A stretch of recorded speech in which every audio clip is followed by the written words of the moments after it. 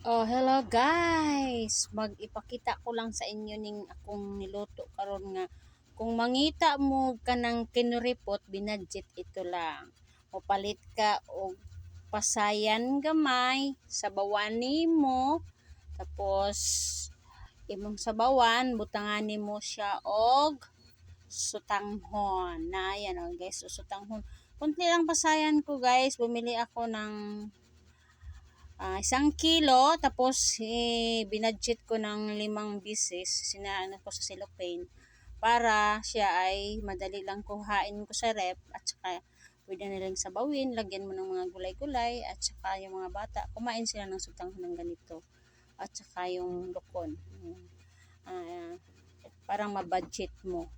Ayan, turuan ko kayo mag-budget ha. Lagyan mo ng ganito, sabawan mo. Kasi yung mga bata, masarap ang sabaw ng ganitong kainan sa ulam. At saka ako guys, konti lang kainin ko ng lukon. Ano lang ang kakainin ko? Gulay. Oh. Prove na prove ng ating kainan. At saka sabaw at saka sutanghon, sarap na. Nandyan sa sabaw ang sarap.